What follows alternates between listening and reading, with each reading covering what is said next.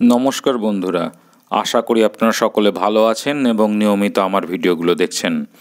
बंधुरा आज के भिडियोटा बेश इंटारेस्टिंग होते चलेछे। एर आगेर भिडियोय आपनादेर साथे आलोचना करछिलाम। आजके एकजन एखानकार स्टाफेर साथे एकटु कथा बोलार चेष्टा करेछि, सेटा अवश्य एकदम भिडियो शेषेर दिके देखाबो। तो आपनारा एकदम भिडियो शेष पर्यन्त थाकबेन।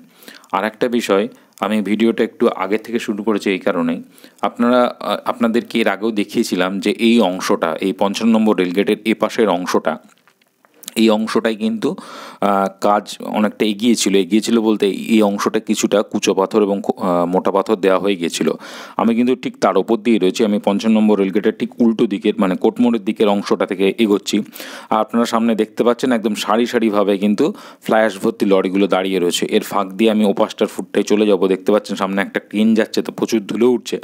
তো আমি ওদিক থেকে একদম ৫৫ নম্বর রেলগেটের উপরে ওঠার চেষ্টা করব এপাশ থেকেও। এর আগের ভিডিও যদি আমার খেয়াল করে থাকেন তাহলে নিশ্চয়ই দেখে থাকবেন বন্ধুরা। আমি ওপাশের মানে বেগোপাড়া চার্চের দিক থেকে উঠেছিলাম, উঠে ওপাশের অংশের কাজ কতটা কী হয়েছে সেটা আপনাদের সামনে তুলে ধরেছি। তো এই মুহূর্তে আমি এই কোটমোড়ের দিক থেকে কতটা কী কাজ হয়েছে সেটাই আপনাদের সামনে তুলে ধরার চেষ্টা করছি। এই মুহূর্তে কিন্তু আমি এগোচ্ছি সামনের দিকে এবং সামনে কিছুটা গিয়ে এরপরে দেখতে পাচ্ছেন চারিদিকে ছড়িয়ে ছিটিয়ে লরিগুলো দাঁড়িয়ে রয়েছে, ফ্ল্যাশের গাড়িগুলো। আর যেহেতু আমি যে সময়টা ছবিটা করেছি এটা লাঞ্চের টাইম, তো ওরা মানে খাওয়া দাওয়া করছিল, সেটার জন্যই আরও গাড়িগুলো এরকম অগোছালোভাবে দাঁড়িয়ে আছে। যাই হোক, এগুলোর ফাঁক দিয়ে আমি এগিয়ে যাওয়ার চেষ্টা করছি। আপনাদের যেটা বলছিলাম এখান থেকে আমি হেঁটেই যাচ্ছি। আর যতটা ৫৫ নম্বর রেলগেটের ফ্লাইওভারের উপরে ওঠা যায় মানে একদম জিরো পয়েন্টে গিয়ে আপনাদের দেখানোর চেষ্টা করব যাতে আপনারা একদম ব্যাপারটা বুঝতে পারেন। আমার যতটা সম্ভব আমার আমি চেষ্টা করছি দেখানোর জন্য। দেখুন আপনারা একটু খেয়াল করুন, যদিও ক্যামেরাটা একটু সরে গেছে, সামনের দিকে খেয়াল করুন ৫৫ নম্বর রেলগেটের ওপরে কিন্তু ফ্লাইওভারের অংশটা দেখা যাচ্ছে এবং নিচ দিয়ে কিন্তু গাড়িগুলো যাচ্ছে। বাঁদিকে একদম নিচের দিকে খেয়াল করবেন। আমি এটার উপরে উঠে দাঁড়ানোর চেষ্টা করছি, তাহলে বুঝতে আরও সুবিধা হবে। ওই যে বন্ধুরা যাচ্ছে দেখতে পাচ্ছেন। এবার ওইদিকে কিন্তু একটু দূরের দিকে খেয়াল করুন, দেখুন একদম ফ্ল্যাশ কিন্তু এবার একদম ধরে ফেলেছে ৫৫ নম্বর রেলগেটের ফ্লাইওভারের মাথাটা। তো এদিক থেকে দুটো পাশ এখন কিছুটা বাকি আছে। তো আমি ওপাশটাও যাচ্ছি, ওপাশটা গেলে আবার বুঝতে পারবেন যে ওপাশের কাজের কতটা কি অগ্রগতি হয়েছে। তো আমি যেটা বলছিলাম, এর আগে যদি আমার ভিডিও দেখে থাকেন এই দিকের অংশটাই সামনের দিকে কিছুটা অংশ কিন্তু বাকি ছিল। এই পর্যন্ত কিন্তু আমি যেখানটায় দাঁড়িয়ে রয়েছি এখন এই পর্যন্ত কিন্তু ফ্ল্যাশ দিয়ে একদম লেভেল করা ছিল। ওই যে দেখুন দূরে দেখা যাচ্ছে এখনও রোলারের কাজ চলছে এবং সাইডের ওয়ালগুলোকে এখনও গাঁথার কাজ চলছে। আর হয়তো দুটো ওয়াল হয়তো ম্যাক্সিমাম আর হতে পারে, গার্ড ওয়াল, আর তারপরে ফ্ল্যাশ দিয়ে এটাকে লেভেলিং করলেই কিন্তু একদম ধরে ফেলা যাবে। তবে কাজের যা অগ্রগতি রয়েছে তাতে আশা করাই যায়। আমার যা মনে হচ্ছে, আমি ওদের কাজের যা টাইপ দেখছি কিছুদিন ধরে সব ফ্লাইওভারগুলোর, আমার মনে হচ্ছে রানাঘাট ৫৫ নম্বর রেলগেট ম্যাক্সিমাম হয়তো আর 30 থেকে 45 দিন, 30 থেকে 45 দিন হয়তো আর সময় লাগতে পারে। তার মধ্যে কিন্তু এটা কমপ্লিট হয়ে যাওয়ার কথা, যদি সেরকম কোনো অঘটন না ঘটে। আমার যেটা মনে হচ্ছে, অবশ্য বন্ধুরা আপনাদের যে কী মতামত সেটা অবশ্যই ছবির মাধ্যমে বুঝতে পারছেন, আমাকে অবশ্য মেসেজ করে জানাবেন। আমি এদিক থেকে আবার কোটমোড়ের দিকে যাব, কারণ কোটমোড়ের দিকে পরিস্থিতিটা কী সেটা আবার আপনাদের তুলে ধরার চেষ্টা করব। এদিকে কিন্তু দেখতে পাচ্ছেন দুটো লেনেই কিন্তু কুচো পাথর এবং মোটা পাথর দেওয়া হয়ে গেছে। জাস্ট এর ওপরে কিন্তু এবার পিচের প্রলেপ দেওয়াটা কিন্তু শুধু বাকি। আর এখন তো গার্ডওয়ালগুলো এই যে ঢালাইয়ের কাজ করা অনেক সহজ, কারণ এখন সব ঢালাই মেশিন এসে গেছে যেগুলো একদম খুব কুইক হয়ে যায়। একদিনেই প্রায় যা ওয়াল আছে 1-2 দিনের মধ্যেই পুরো কমপ্লিট করে ফেলবে ওটা ঢালাইয়ের কাজ, যা প্রচণ্ড দ্রুতগতিতে কাজ হয় মেশিনগুলোর দ্বারা। তো যাই হোক, যে এটা আমার বিষয় নয়, বিষয়টা হচ্ছে আমরা সামনের দিকে যাচ্ছি। কোটমোড় ফ্লাইওভারের কাজের কতটা কী অগ্রগতি হয়েছে সেটা তুলে ধরবো। শুধু সেটা না, তার সাথে একদম যে নতুন আন্ডারপাসটা হচ্ছে রানাঘাটে, জানেন যেটার জন্য বেশ কিছুদিন আগে অবরোধ হয়েছিল, যে প্রামাণিক সিনেমা হলের সামনে যে একটা 4 মাথার মোড় রয়েছে, এখান থেকে গাড়ি পারাপার করা বেশ সমস্যা।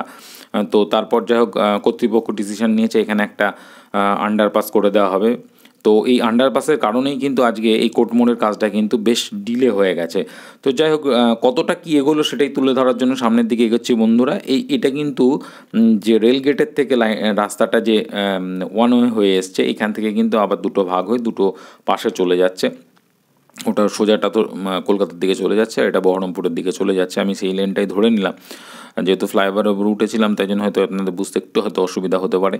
আর এই সামনে কিন্তু একটু আগে থেকেই কিন্তু ডান দিকটা খেয়াল করবেন, এখান থেকে কিন্তু কোর্টমোড় ফ্লাইওভারের স্টার্টিংটা শুরু হচ্ছে।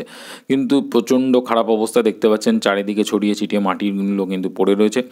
এগুলো কিন্তু লেভেলিংয়ের কাজও সেইভাবে হচ্ছে না। তবে এই অংশটা কিন্তু ফ্লাইওভারের অংশ নয়, এটা সমতল জায়গায়, এখানটা কিন্তু রাস্তার কাজ হয়ে আছে। এই জায়গাটা থেকে কিন্তু শুরু হচ্ছিল অ্যাকচুয়ালি কাজটা। এখন অ্যাকচুয়ালি বোঝার উপায় নেই কোন জায়গা থেকে এক্স্যাক্টলি ফ্লাইওভারটা শুরু হচ্ছে, কারণ চারিদিকে প্রচুর পরিমাণে মাটি এবং ফ্লাই অ্যাশ ছড়ানো রয়েছে, আর অজস্র ফ্লাই অ্যাশের লরি একদম লাইন দিয়ে দাঁড়িয়ে রয়েছে। তো এই জায়গা থেকেই শুরু হবে বললে মনে হচ্ছে এই মুহূর্তে। কিন্তু দেখুন, এর আগেও আমি আপনাদের ভিডিওতে দেখিয়েছি, এর আগেও যেরকমভাবে কাজটা এই জায়গাটায় থমকে ছিল, এখনও ঠিক সেরকমভাবেই থমকে রয়েছে। কাজের অগ্রগতি আমি এখানে কিছুই দেখতে পাচ্ছি না, একদম জিরো। এদিকে তো আর নতুন করে কিছু কাজ আমি দেখতে পাচ্ছি না। সেই মানে 1 মাস আগেও আমি যা দেখেছি এখনও তাই দেখছি। কবে কি হবে জানি না, কোর্টমোড় ফ্লাইওভারটা কতদিন আরও সময় লাগবে। তবে যেটা আসার কথা, যেটা সবচেয়ে বেশি সমস্যাদায়ক, সেটা হচ্ছে ৫০ নম্বর রেলগেট। সেটা যে গতিতে কাজ হচ্ছে তাতে মনে করা যাচ্ছে, আপনাদের সাথে যেটা আলোচনা করছিলাম, হয়তো 1 মাস থেকে আর ৪৫ দিন হয়তো সময় লাগতে পারে, তার মধ্যেই চালু হয়ে যাবে বলে আমার অন্তত মনে হচ্ছে বন্ধুরা। তো যাই হোক, এটা বলতে বলতে কিন্তু একদম কোর্টমোড়ে চলে এসেছে। আর কোর্টমোড় মানেই একদম যানজটের রাজা জায়গা, এখানে প্রায় সময় মানে যানজট লেগেই থাকে আর কি। যেহেতু এখানটা একটা ক্রসিং থাকে, যেহেতু বাঁদিকে রানাঘাট হসপিটাল রয়েছে, ডান দিকে স্টেশন। যাই হোক, এটা বলতে বলতে কোর্টমোড়টা পার হয়ে গেলাম। কোর্টমোড়টা পার হয়ে কিন্তু সামনে আপনাদেরকে দেখানোর চেষ্টা করব সেই নতুন আন্ডারপাসটার যে কথাটা বলছিলাম। নতুন আন্ডারপাসটা হচ্ছে যেটা কিন্তু আজকে অনেকেই বলতে শুরু করেছে রানাঘাটের আজকে ভিলেন হয়ে গেছে কিন্তু এই আপনার এই আন্ডারপাসটা। কারণ রানাঘাট কোর্টমোড়ের কিন্তু কাজ এটার জন্যই থমকে গেছে, অনেকে কিন্তু বলা শুরু করেছে। কারণ রানাঘাট ফ্লাইওভারটা কিন্তু মানে এই রানাঘাট ফ্লাইওভার বলবো না, মানে এই আপনার কোর্টমোড় ফ্লাইওভারটা কিন্তু অনেকটা কাজ এগিয়ে গিয়েছিল। এই সামনেই দেখতে পাচ্ছেন ডান দিকটাই পড়বে সেই প্রামাণিক সিনেমা হলের সামনের যে আন্ডারপাসটা যেটার কথা বলছি আর কি। এই আন্ডারপাসটাই কিন্তু মেন ফ্যাক্টর হয়ে দাঁড়িয়েছে আজকে কোর্টমোড়ের জন্য। এই আন্ডারপাসটা যদি না করতো তো প্রায় ওরা ঢালটা ধরে ফেলেছিল এদিকের অংশ, চুননদী ব্রিজের অংশ। এই যে আমি ইন্ডিকেট করার চেষ্টা করেছি, এটাই আজকের ভিলেন। মানে সবাই বলতে শুরু করেছে রানাঘাটের ভিলেন হয়ে গেছে এই জায়গাটা, যেটার জন্য এত সমস্যা তৈরি হচ্ছে। এই যে এখন কিন্তু পুরো কমপ্লিট হয়ে গেছে এবং খুব তাড়াতাড়ি এনএইচ কর্তৃপক্ষের কাজটা করেছে। দুটো মাথায় দেখা যাচ্ছে একদম তলায় প্রায় যেগুলো ঢালাই করার পরে কাঠফাট বাঁশ টাস দিয়ে আটকানো হয় সেগুলোও কিন্তু খুলে দেওয়া হয়েছে। যাই হোক, আমি সামনে গিয়ে আবার ডান দিকে উঠে যাব, দেখার চেষ্টা করব এদিকে কাজ কতটা কি হয়েছে, এই নতুন আন্ডারপাসের অবস্থাটাই বা কী, ওপরের দিকের অবস্থাটা কতটা কি ফ্লায়ার্স দেওয়া হয়েছে বা কতটা লেভেলিংয়ের কাজ হয়েছে। তো দেখি কতটা যাওয়া যায়। এখানে যা অবস্থা মনে হচ্ছে না বাইক নিয়ে যাওয়া যাবে। আমি এখান থেকে হেঁটেই যাব, হেঁটে সামনের দিকে যাওয়ার চেষ্টা করব। এবং যেটা বলছিলাম আপনারা অবশ্যই একটু খেয়াল করবেন, কারণ আমি এখানে একজন স্টাফকে পেয়েছিলাম, তার সাথে কথা বলার একটু চেষ্টা করেছি। তো তার মতামত কী সেটা আপনাদের সামনে তুলে ধরবো। তো অবশ্যই একদম শেষ পর্যন্ত দেখবেন, যেটার জন্য আজকে বলছিলাম। আমি এখান থেকে হেঁটে যাচ্ছি, আর ডান দিকটা দেখুন, খেয়াল করুন, এখানেও কিন্তু ফ্লায়ার্স দিয়ে রোলারের কাজ চলছে।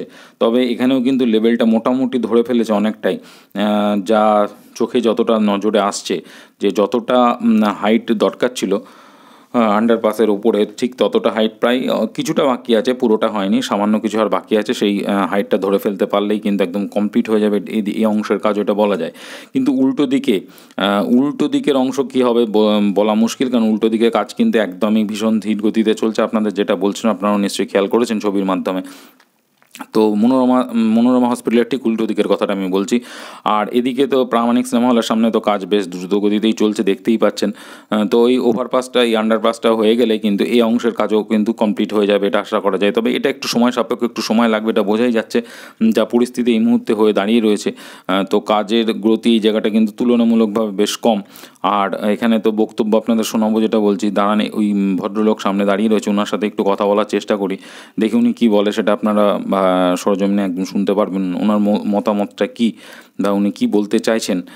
তো আর একটু এগিয়ে যাই, ওনাকে টার্গেট করছি। আর একটু ডান দিকে আপনারা খেয়াল করুন, ডান দিকের অংশ কিন্তু দেখতে পাচ্ছেন যে লেবার মিস্ত্রিরা কাজ করছে, ওগুলো জাস্ট একদম যাতে ফ্লায়ার্সগুলো বাইরের দিকে না চলে যায় সেটার জন্যই তারা চেষ্টা করছে।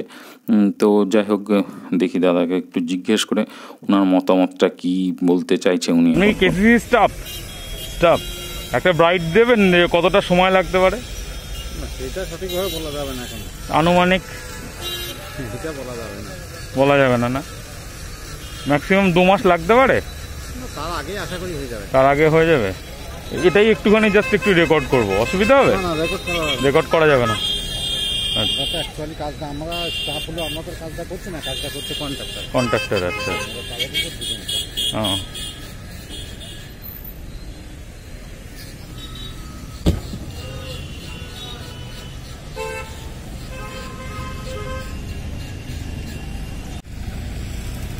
আপনাদের এদিকে অফিস না ওই যে শিমুয়ালি? আমরা সাব ডিভিশন, ও সাব ডিভিশন। রানাঘাট অফিস ওইখানে, হ্যাঁ হ্যাঁ, আমাদের ডিভিশন হচ্ছে কল্যাণী। কল্যাণ ডিভিশন। এই যে শিমুয়ালির ওখানে একটা অফিস আছে না?